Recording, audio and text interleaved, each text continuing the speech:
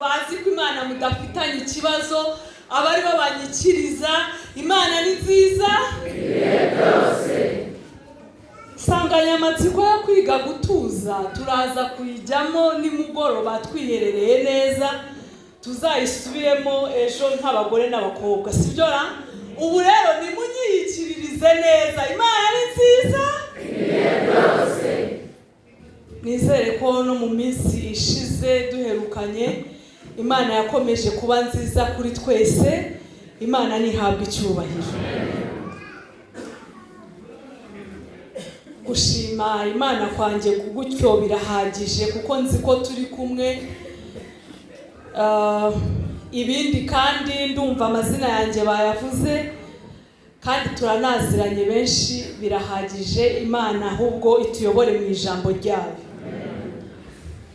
Twagize umugisha utangaje nimugoroba kuko aribwo twatangiye gahunda ijyanye n'uyu mwiherero, aho dufite insanganyamatsiko nyamukuru ivuga ngo ngwino wige gutuza umuryango utera imbere.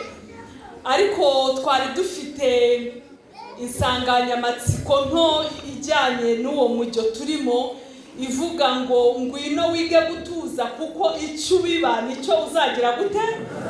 Uzasarura. Twasanze yuko impamvu Imana iturinda icyaha buriya ntabwo ari uko kiryoshye, nta n'ubwo ari kugira ngo iduhombye inyungu, ahubwo nuko izabona bizadukururira kujya mu guceceka nk'uko twabibonye.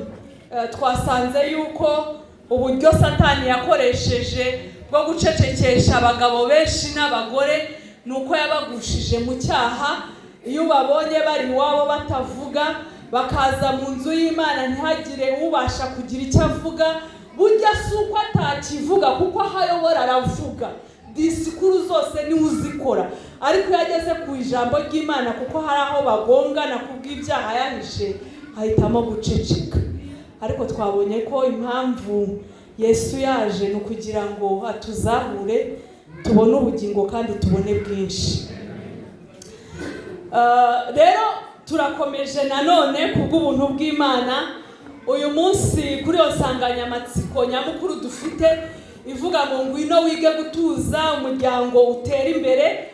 Ariko noneho muri aka kanya turaba turi ku nsanganyamatsiko ntoya ivuga ngo mbese ngwino wige gutuza ariko ubundi mu buzima bwawe ufite ubuhamya. Ikintu bita ubuhamya buriya ni ikintu gikomeye cyane. Navuga ngo ubuhamya ni ikintu gituma umuntu ashobora kukubwira ati rero ibyo ushobora gukora byose, ibyo ushobora kuvuga byose njyewe nta kintu bimbwiye kuko ibintu ndimo kuvuga nabyihagarariyeho, narabibonye, nabibayemo, ibyo nkubwira ndabihamya. Reka dufate nk'icyitegererezo kimwe tubitekereze neza. Kugira ngo inzira yitwe inzira nyabagendwa, ahanini ni uko iba ifite ibimenyetso cyangwa ibyapa. Yego? Ndatekereza uramutse ugiye mu nzira, reka tuvuge yuko wenda uvuye ahangaha ukaba uri bugende wenda ukagera nka za Muhanga. Muri uwo muhanda urimo kugendamo akaba nta wundi muntu cyangwa ikinyabiziga uri buhure nacyo ukarinda ugera i Muhanga, uramutse utwaye watekereza iki mu mutwe wawe? Wagerayo utacanganyukiwe? Reka tuvuge ko ufite urwo rugendo rungana gutyo, ukagenda ukabona nta cyapa kikubwira umuvuduko, nta cyapa kikubwira ko hari ikorosi, nta cyapa wenda kikurangira ko hari ibitaro, mbese nta cyapa na kimwe kiri mu nzira mu byo tumenyereye. Watekereza ko ibintu bimeze bite? Ubuzima bw'umukristo butagira ubuhamya na bumwe, ubuzima bw'umugabo n'umugore mu rugo butagira ubuhamya na bumwe, bumeze nk'umuhanda utagira ikimenyetso na kimwe, bumeze nk'umuhanda wagendamo uri wenyine utagira umuntu muhura. Kuki Imana yashatse ko hagira ubuhamya bufatika buba mu buzima bw'umwizera? Umubyeyi yadusomeye isomo ryiza kandi ngira ngo tuze kugarukaho. Ryo Yesu yaburiye abantu, agira ibyo ababwira ikintu gikomeye, ababwira umwanya bazaba bahagazemo, ababwira n'uwo Yesu ubwe ahagazemo.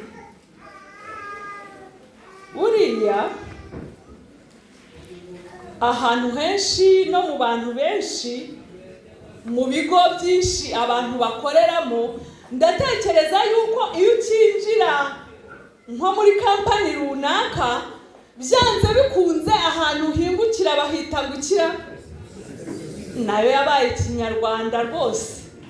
Aho hantu hambere niho uhingukira, yego, kandi aho hantu iyo uhageze bashobora kuguha amakuru y'ingenzi, bakakubwira ko ibi biro ni kwa kanaka, ibi biro ni kwa kanaka. Ntabwo bakoresha amazina, ahubwo bakoresha amazina y'inshingano abantu baba bafite muri icyo kigo, kugira ngo umuntu ushaka serivisi cyangwa se ushaka guhabwa ikintu runaka, cyangwa se guhabwa ibisubizo by'ibyo ashaka, nyine ajye kubaza bitewe n'inshingano uwabaza agize gute afite. Yesu rero nawe yabanje kutubwira umwanya ahagazemo, kugira ngo naza kutubwira natwe uwo duhagazemo ibintu bize kugenda neza. Mwari mwabona abana iyo barimo gukina, ukabona nk'akana gakuru gafashe inshingano za papa wako, kagatangira kakabwira abandi bose, kifashe nk'umuyobozi nka papa wabo, yego. Kubera iki abigenza gutyo? Aba yumva muri ako kanya nyine papa ntahari, agiye gutekereza ukuntu abaye papa byagira gute. Ukabona nk'umukobwa nawe agerageje kwigana inshingano za mama we, agatangira gushyira n'abana kuri gahunda, kuko arimo atekereza akavuga ati ariko umunsi nzaba mama, ubu mama ntawuhari, noneho ngiye kuba mama. Yesu atanga ikintu gikomeye, aravuga rero ati aha muri iyi nzira murimo, uko muzaba muhagaze, ninjye muzabibu namwe muri. Nje nabivuze mu rwego rw'inzira, mbivuga mu rwego abana bakinamo, ariko Yesu we kuko yitegererezaga ibyo biti, niho yabahaye icyitegererezo. Ariko twebwe turi buze kwikomereza rwa rugero rw'umuhanda, kuko muri Abanyakigali wasanga mutazi n'ibiti uko bimeze n'amababi n'amashami. Aravuga ati ndi umuzabibu, ariko mwebwe muri iki? Ese buriya habaye nk'imyigaragambyo, amashami akavuga ati umva wagitiwe, wajya kuba mwiza, abantu bagakunda kukureba kubera ko turi amashami tukuriho, uyu munsi tukuvuye, byagenda bite?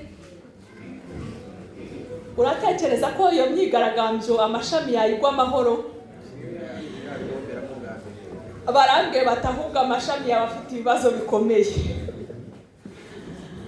Hanyuma byagendekera gute? Imbuto zaba ziri kuri ayo mashami, byahita ubuzima bwabyo burangira. Ibyo tuzi kubivuga neza, ariko iyo tugiye mu by'umwuka duhita tubiburira ubusobanuro. None se kuki cyumweru gishize utazi n'ingingo turimo kwiga, utazi n'icyigisho uko kivuga, na Bibiliya ntiwigeze uyirambura? Ndakubaza, Yesu yakubereye umuzabibu umubereje? Mu by'umubiri biroroshye ko tubivuga, ariko iyo bigeze mu by'umwuka duhita tubiburira iki? Yesu yakubereye umuzabibu gute muri iki cyumweru? Amagambo washubije Yesu, uratekereza ko Yesu yari umuzabibu ukabishana? Buriya ibyo washubije wari ufashe kuri Yesu, ibikorwa wakoze muri iki cyumweru rwose wari ishami rifashe ku muzabibu. Yesu agiye kutuburira, uguma muri njye nkaguma muri we, uwo ni we wera imbuto. Erega buriya ntitukirenganye, warakabakabye wenda ku isabato muvuye mu mavuna, sinzi uko byagenze ariko nzi ko byari byiza. Ariko ushobora kuba warafashe ingamba n'ingamba, wumva hari ibintu ugiye gukosora, wumva ratugiye kuvuga neza, ariko urangije ubona ibintu byarakunaniye, washatse kwera imbuto ariko wivumbuye ku muzabibu, ntaho wigeze uhurira n'umuzabibu. Yesu aravuga ngo uguma muri njye nanjye nkaguma muri we, uwo ni ubasha kwera imbuto zingana iki. Burya n'ubona hari ibyarumbye, ntabwo ikibazo ari wowe, ikibazo wivanye ku muzabibu ntabwo uwufashe. Iyo ufashe ku muzabibu uba wareze imbuto, kandi imbuto nyinshi. Ndashaka kwigerera kuri iyi nteruro isoza, kuko ntacyo mubasha gukora mutagize gute. Wikirirwa urwana n'ibintu byinshi, wikirirwa ushaka kwera imbuto nyinshi, wirwana n'abakubwira imyambarire, wirwana n'abakubwira kwisiga, ibyo ntiwabikora. Kuko Yesu yavuze ngo kuko ntacyo mubasha gukora mutagize mute. Hari amagambo Yeremiya yavuze numva arantangaje. Yeremiya igice cya 12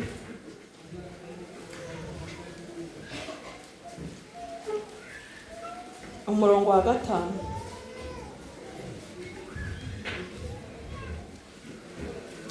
Yeremiya 12 umurongo wa 5 haravuga ngo niba warasiganwe n'abagenza amaguru bakagusiga unaniwe, wabasha ute gusiganwa n'amafarashi? Kandi naho umerewe neza mu gihugu cy'amahoro, Yorodani niyuzura uzagenza ute? Reka dusenge. Mana yacu, Mana nziza, turagushimye, izina ryawe nirihimbazwe.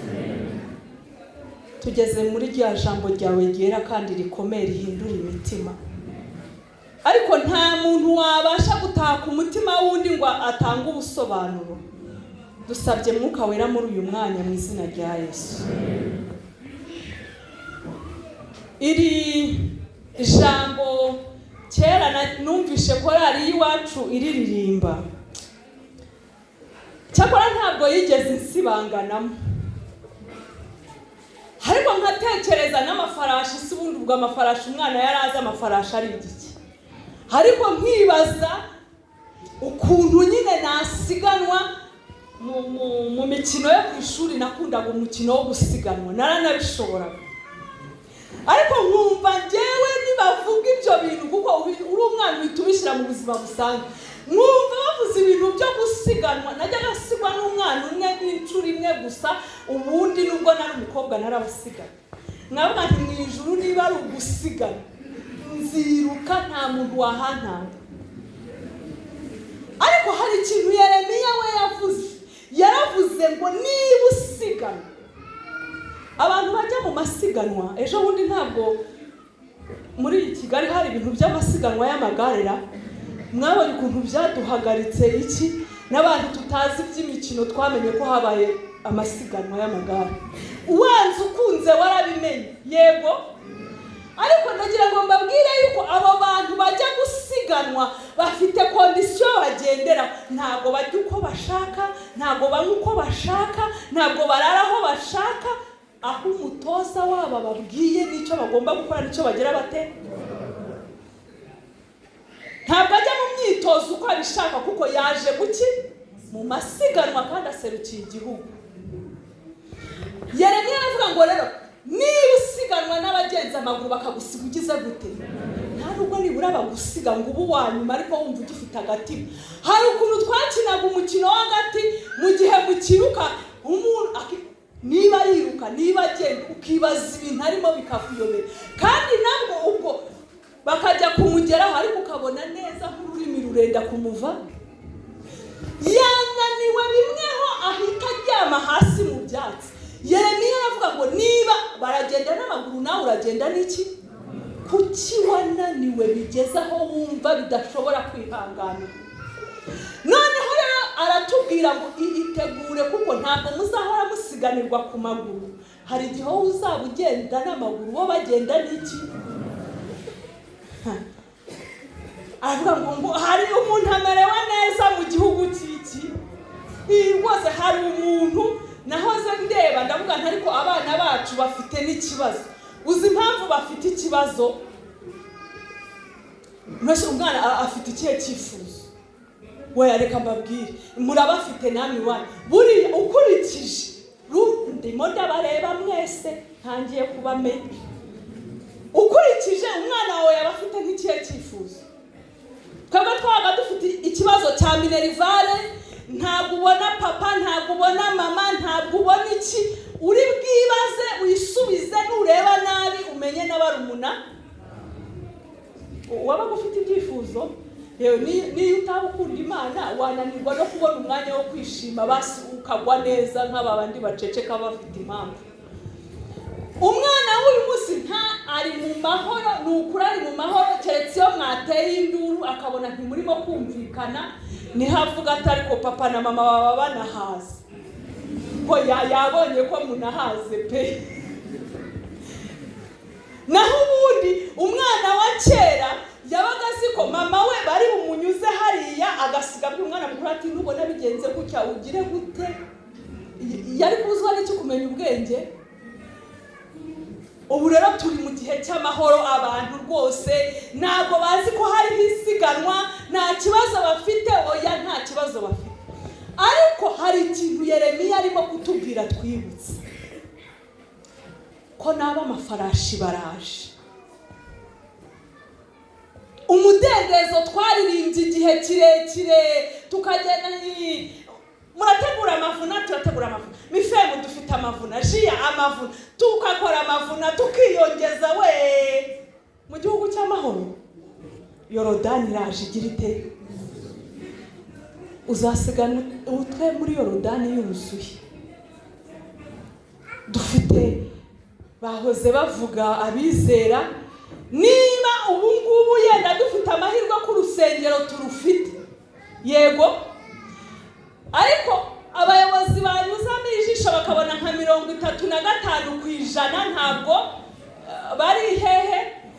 Ngubu ngo turuzuye, ngaho tegereza uzabone twabaye bakeye, uzabone kuza bizava he. Ngo twebwe iwacu harafunze, iwanyu ni he? Yorodani igomba kuzura. Igihe cy'amahoro nacyo kigomba gukurwa n'ikindi. Ariko abadive barahimbarata ngo muzamure idarapo kandi murarizamurira hehe? Sawa rero nimuzamure. Imana irifuza yuko mu buzima bwacu haba hari ubuhamya ku buryo na Yorodani niyuzura uvuga utumva njyewe ku maguru narasigawe, Imana yaramfashije ndagenda. N'ubu nubwo bagenda n'amafarashi ngenda n'amaguru, ariko Imana izampa amahirwe yo kuhagera. Hari ikindi kintu nkunda amagambo ari mu rwa mbere rwa Samweli igice cya 17 umurongo wa 32 niho turi buhere. Ngwino wige gutuza. Ariko ikibazo ndimo kukubaza, nubwo utujanyije iki mu buzima bwawe? Harimo ubuhamya bwanditsemo ku buryo umunsi uzaba utagifite Bibiliya wabasha kuvuga uwo wizeye wari 32 urwa mbere rwa Samweli igice cya 17. Dawidi abwira Sawuli ati ntihagire ukurwa umutima nawe, umugaragu wawe ngiye kurwana n'uwo Mufilisitiya. Sawuli asubiza Dawidi ati ntiwashobora gutera uwo Mufilisitiya ngo umurwanye, kuko ukiri umusore w'umugenda kandi wari umugabo wamenyereye kurwana uhereye mu busore bwe. Dawidi asubiza Sawuli ati umugaragu wawe naragiraga intama za data, iyo zaterwaga n'intare cyangwa idubu zigakura umwana w'intama mu mukumbi, narahubukaga nkayikubita nkayiyambura mu kanwa kayo, yamvumbuka nkayicakira akanana, nkayivutagura, nkagira gute? Nuko ubwo umugaragu wawe yishe intare n'idubu, uwo Mufilisitiya utakebwe azapfa nk'imwe muri zo, kuko yasuzuguye ingabo z'Imana ihoraho. Dawidi arongera aravuga ati, Uwiteka wandokoye mu nzara z'intare n'idubu, azankiza no mu maboko y'uwo Mufilisitiya. Ndagira ngo umubaze, ariko nanjye nibaze. Urugamba ruraremye, abari abasirikare mu nzego zabo zose, za zindi tuzi nizo tutazi, bagiye ku rugamba. Yego, Dawidi we ibyo ntibyanamurebaga, icyo yari azi ni ukwibera mu ntama ze, akamenya ko urwuri ari ruzima, akamenya ko ubwatsi buhari, akamenya ko yazuhiye. Ibyo bindi by'ingabo zijya ku ngamba, ibyo Dawidi ntabyo yari azi, ariko yarabasuye nk'uko se yabimusabye. Ibyo ntabwo mbitinda, ndashaka kwigerera ahantu aho yageze ku rugamba, ishyaka ry'Imana rimujya mu nda, abona Abisiraheli batangiye kwihinda, abona ariko mu kibaya aho hari umuntu urimo kwijujuta no kwivovota, avuga ibyivugo bidafashije. Dawidi atega amatwi, yumva byahabereye, murabizi. Ndashaka kwigerera ahangaha. Dawidi igihe yamaraga kubona ibyo bibaye, ntabwo yagize umutima wo kwiyumanganya, nta nubwo yisuzuguye, nta nubwo yahise atekereza yuko we ari umushumba w'intama, umungeri. Ntabwo iby'ubwungeri byahise birangira kubwo kumva umuntu urimo gutuka izina ry'iki. Ariko twebwe uyu munsi baravuga Imana nabi, ukicara ukabyumva, wareba nabi ukanabashyigikira. Ariko nanjye birangira mbyibaza. Ujya ubyibaza ugaterana ku isabato gute? Ukibyibaza ngo ariko ngo Yesu ngo niba yaraje mu isi, ngo ariko ngo Imana nayo ngo kuko kuki akandi yagiye, kuki byagenze gute? Abinyuma mwabasha kunyumva se? Imana ihabwe icyubahiro. Imana ni yera, rega izajya igenda iduha byose mu izina rya Yesu.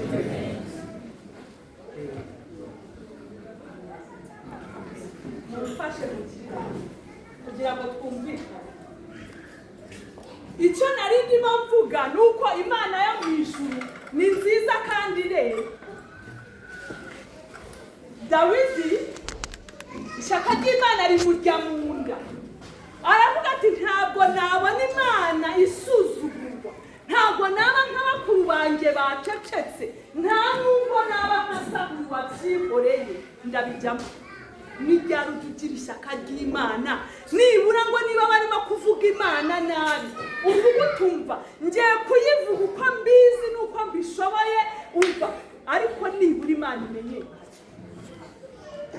Dawidi aravuga ati, rero impamvu muzirikane, aragiye bamugejeje imbere yande ya Sawuli.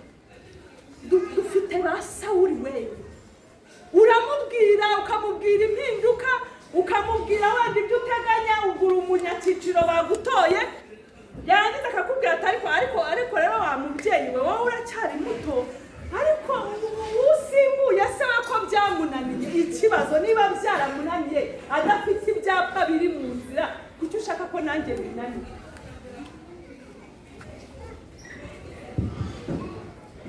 Dufite abantu bazi guca abandi intege, akakureba akakubwira ati nawe ntuzabigeraho, n'abandi byarabananiye, hariya nta muntu ujya uhakora. Biza abapasiteri iyo bimukiye mu ntara, uhita uhura na ba Sawuli, bati hariya ntuzakoreho na hariya ntuzakoreho, uramenya ibyigisho nk'ibi ntawe ujya bivuga. N'ababwiriza nawe rero ugahita ubikata, ngo urumva ngo kugira ngo bazantumire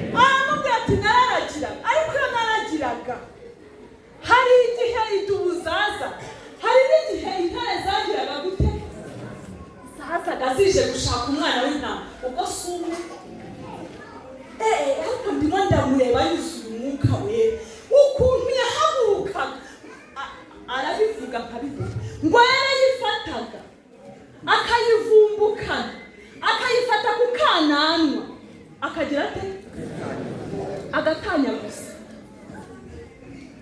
aramubwira abanyarwanda n'abana beza ubundi umunyarwanda abanyarwanda b'imfura rwose bazi kuvuga neza iby'ikinyarwanda ntabwo avuga ngo ndigwiza impunde Berine wa mwene nde wa kanaka wande mu mwuka Uwiteka guha ikivugo kugira ngo ujye ubwira Satani aramubwira ati hari intare hari n'idubu ibyo zose narashwanyaguje washwanyaguje ubu tugiye kugera igihe Goliya atagomba guhagarara neza.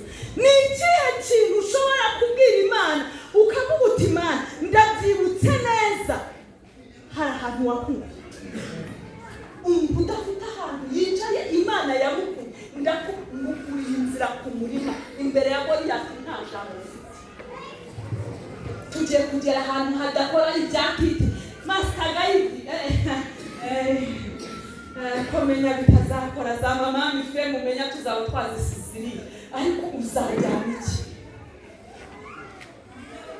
ariko ubundi reka kabazi turi no ku munsi w'umuryango na mife n'ibisigana umwana wawe akwicara akavuga ariko papa ngiye kukubaza ariko ntusubirishe Bibiliya ngiye kukubaza ariko ntusubirishe iki ubundi iyo Mana uvuga mu buzima bwawe wayibonye he urahafite ubundi akubajije atariko mama niba utarakurikiye papa banza ubimbwire neza Imana yizi iki uragifite hari intare ufite wishe hari igihe ufite wishe ninya kurebya abo utabirimo niyo mpamvu nawe uyimubwiye ibintu by'agakiza ako gatega mama njyewe biriya byagira ngo nari gufunga mutwe gusa bireba arangije aramubwira ati rero kwizera guhita kuzamuka iyo dufite ibihamya neza. Aravuga ati uwo Mufilisiti utarakebwe agomba gupfa kwimwe wowe Satani wowe abakurwanya wowe ibyo ariko tuzabikoraho abadifi utakaga karaje yego karaje uzakanyuramo nk'iki uzakanyuramo nk'iki Imana yakugiriye neza urigura arangiza ugeze mu kazi bati ku isabato turakora akazi karabuze rero nta muntu waba muri iki kigali adafite akazi ikibazo intare yawe izaza ryari idubu yawe izaba iki niba ushobora kwicara ukumva ugomba gukora ku isabato tuzikoraho n'ukuri ngereka kubabwira ngo tuzajya mu bihanamanga ngo tuzasiga imitungo munsi no gutanga icyacu iyo bavuze amaturo urirukaho iyo bavuze ibyo kwitanga mu isengero ndakubaza ariko Goliya ati yahaga uzasiga twa dukaro twawe ureba uhagararaho mukiratana rwose ko wumva hari ikintu ufite muri Kigali uzabisohokamo wibutse abagenzi amaguru bagusize unaniwe rero tunanirirwa ahangaha baramvuze sinabikora sinabijyamo njyewe ibintu ubundi se hari umushahara nguramo nta kibazo ntawe ukuramo niba udafite shobuja uzaguhemba bivemo wirukande rwose aravuga atazapfa nk'imwe. Impamvu dushobora kugira kwizera kuzamuka ni uko dushobora gutekereza ibyo Imana yadukoreye n'aho yadutuye.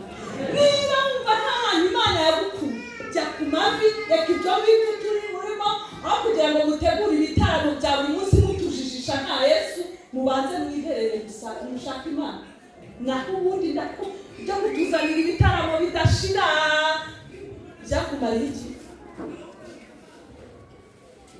muratara muri munsi repetition ikurikiye ikaba ariyo gusubira n'amahane wabonye ibintu twakoze wabonye iki hego abasubscribe tumaze kugira urabona abamambure dufite nyuma yuko mubagira mubashwaniramo n'ubundi mugabo akabana ibyabo nta n'ikiro mwazanye intare yawe wishe ni iyihe, idubu ufite ni iyihe yatuma umwana avuga ngo papa hari impamvu yabonye Yesu, ndashaka Yesu wa papa cyangwa ndashaka Yesu wa mama.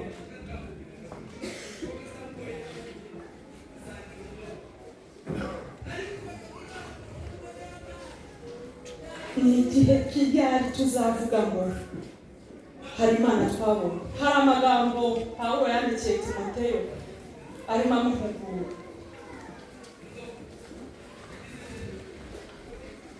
amuhugura, nk'umwana we mu rwa kabiri rwa Timoteyo igice ni icya 3 umurongo wa 14. Hari ikintu bibukiranyije, yaravuze ngo ariko weho ugume mu byo wize ukabyizezwa, kuko uzi uwakwigishije kandi uzi yuko uhereye mu buto bwawe wamenyaga ibyanditswe byera bibasha kukumenyesha ubwenge bwo kukuzanira agakiza gaheshwa no kwizera Kristo Yesu. Hari ikintu amwibukije ngo weho uhereye hehe ubundi wowe natwe ibintu by'ubukristo tubihereye, tubihere umaze gushaka umugabo, tubihere umaze kubyara, ubundi wowe iby'agakiza babihera hehe kuwo. Ariko kuri Timoteyo yavuze ngo uhereye mu buto bwawe ni ubu, ntuzi ubuto ntuzi ubukuru, byose uracyashaka kuramizwa amata. Wehoho ubwo yaravuze ngo mwebweho wehoho, niba n'abandi batabirimo ariko weho. None guhera mu bwana bwawe wamenyaga iki? Igihe kimwe umukecuru yari arimo wanganira, ariko kuko yari umukristo kandi nzi kuva kera nagombaga kumubwiza ukuri k'umwuka wera. Atangira kumbwira ukuntu umukazana we yamunaniye, adashobotse, ko agomba kwihangana, akihanganira mu rugo, urumva kubaka nazamuwe nyine baba bafite. Ndamubwira nti rero urakoze kungirira icyizere kandi turasenga, ariko ntabwo ndasengera ku busa. Abantu badasengera ku busa nk'iwe. Ndamubwira nti rero kugira ngo njye nawe ngiye kukubaza ikintu kimwe, nukisubiza turajyana mu isengesho, nutakinsubiza ubwo ube wisengana, njyewe ntabwo nabishobora. Navuga ariko kumbwira umukazana umuhungu wawe we ni shyashya, aturumva turabona. Noneho ngeze aho ndamubwira ariko noneho ngiye kugusaba ikintu kimwe, ikimenyetso kimwe kiri bunyereka ko tugiye gufatanya gusenga. Umuhungu wawe ndabizi yuko mbere yuko ashaka uriya mukobwa yari afite akazi. Ati cyane yaba yarakuguriye n'igitenge ngo gipfukameho mbwira Imana ngo kubw'igitenge uyu muhungu yahaye mama we mugarurira umukazana kirahari. Ubwo umubyeyi yarakibuze kandi yari yatangiye ataka ibigwi by'uruti. Ikibazo isogwe mugira nk'abakristo muzikurana. Ndamubwira nti rero niba ataraguhaye igitenge muri mama wamubyaye ukamwonsa mukamurihira ishuri, biragaragara yuko uwo mugore icyo avuga ko atamwambika ni ukuri kuzuye, nta nubwo njye nabisubiramo. Ikibazo rero duhere ku muhungu wawe naho wingira gusengera ukazana wawe. Ikibazo ubundi mu buto bwawe bakuzi iki? Wivuga ngo baragusererezaga, wivuga ngo bakuvuga nabi, wikitwaza ngo barakwanga. Wowe mbere yuko bakwanga ufite ibihe bihamya mu rugendo rwawe, ubundi urakunditse. Njye mbibariza ariko turagira ngo badukunde turakunditse. Ni ikihe kintu uzi mu buzima bwawe kuva ukiri umwana?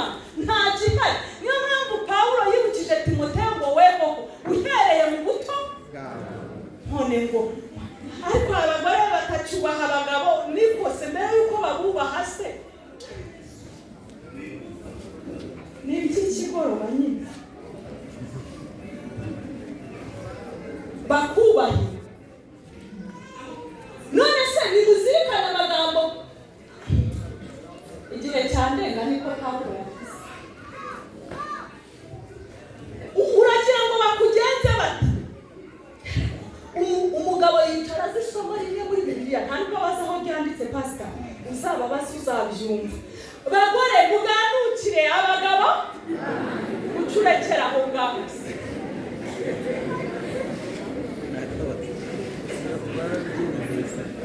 umugore nawe wabagore bicaye ahangaha bazi isomo rimwe gusa ariko ntubabaze ahantu ryanditse nirihe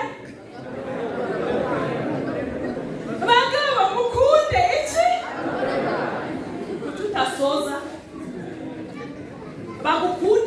bagukunde bageze he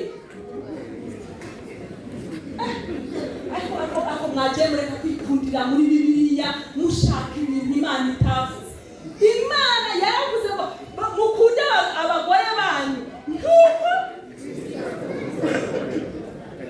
njye ndagira ngo mbaze abahungu bari aha ngaha n'abasore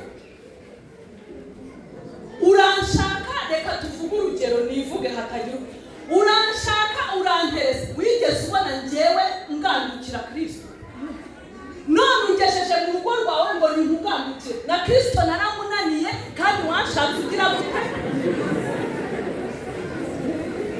niki gituma umusaba ibyo ntafite arakubwira ngo reba nibura abantu bakunda Imana ukireba ngo uriteretse ngo we ntiwajya hariya warangiza ngo nabakene warangiza wagera mu rugo ngo bagabo ngo mukunde abagore banyu ngo uhita urekera aho ngaho wigeze ubona uwo mugabo akunda Kristo kubwira umusaba kumukunda none wabyirengagije ubizi ubire kubishaka ubu ngubu rero kubera ko umaze no gucya urimo mfite icyifuzo ufite ikihe twaraye dusomye amagambo avuga Imana yababariye Dawidi icyaha cye ariko ingaruka yagombaga kuzigira gute mujye mutuha n'ibyifuzo byo kuvuga ngo musabire Imana imbaraga n'ihanganire ingaruka z'ibyo nakoze ukina icyo cyifuzo uragifite buryo ufite bagukunde bahera Yesu waramwanze waramuhakanye amahame ye ubwo uyakandagira munsi y'inkweto wabyanze ubireba mu byango ubishaka bakugandukire ariko ngo bakugandukire oya bakugandukire Kristo se uramugandukira menya agiye kukugandukira yanjye Gehinomu mu nama zigirwa itorero zivuga ko umugore wiha kujya munsi y'amategeko y'umugabo adafite aho ahuriye no kugandukira Kristo akemera kwishyira muri ubwo bucakara agakora ibidahuye n'ijambo ry'Imana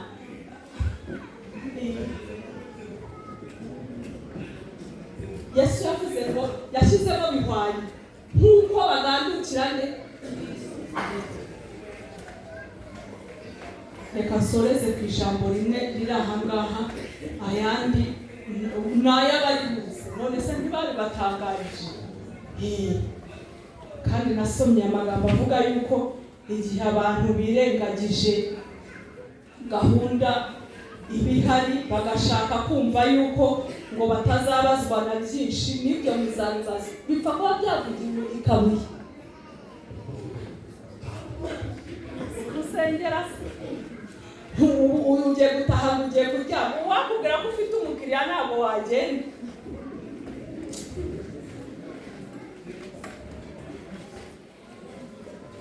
mu rugo rwa Gikristo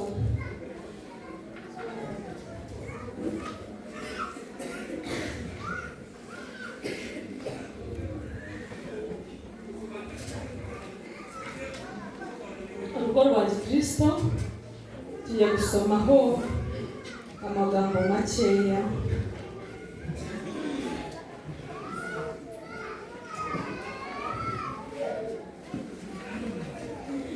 ku ipaji 113 hari amagambo avuga ngo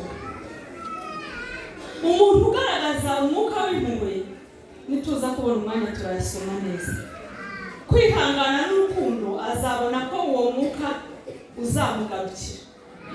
Twe turashaka ko hari bakugandukire bagukunde, kuko wakoreye iki Kristo. Uwo mwuka ushaka kukugarukira n'uwuhe? Aho umwuka w'Imana aganje ntihazabura kuvuga ku bidakwiriye ku mibanire y'abashakanye. Iyo Kristo we byiringiro by'umugisha yinjiye mu bugingo, ubumwe n'urukundo bishinga imizi mu rugo. Kristo uri mu mutima w'umugore azumvikana na Kristo uri mu mutima w'umugabo. Bombi bazafatanya guhirimbanira kuzaba mu mazu Kristo yagiye gutegurira abamukunda. None ikiba Yesu ari muri wowe ku buryo Yesu uri mu mugore ashobora kuvugana na Yesu uri mu mugabo. Yesu ko atajya ajya ku meza amwe na Satani ngo baganire. Umwe ahagarariye undi ahagarariye, murashaka kumvikanisha abo bami bombi bazumvikana. Yesu akeneye kuganira na Yesu wundi kugira ngo ibintu bishoboke. Ibyo ni byo banga ry'ibidashoboka. Naho ubundi Yesu niba adahari, kuko ntacyo dushobora kugira gute gukora mutafite. Ntabwo wamukubise igitenge azacyambara isabato imwe, iya kabiri avuga ati umva sinashatse naherekeje abandi. Nta bizamumara imbeho, uzajya umureba ariko hari umugore wawe uhaze uba wari bagiki, ubundi bagiki nimugoroba muze nanjye mumbwire, ubundi umuntu ajya mu buryo bunga umubiri iki gifu. Iwacu babuze imyumbati n'ibijumbara kuko ntacyo mubasha gukora mutagize mute.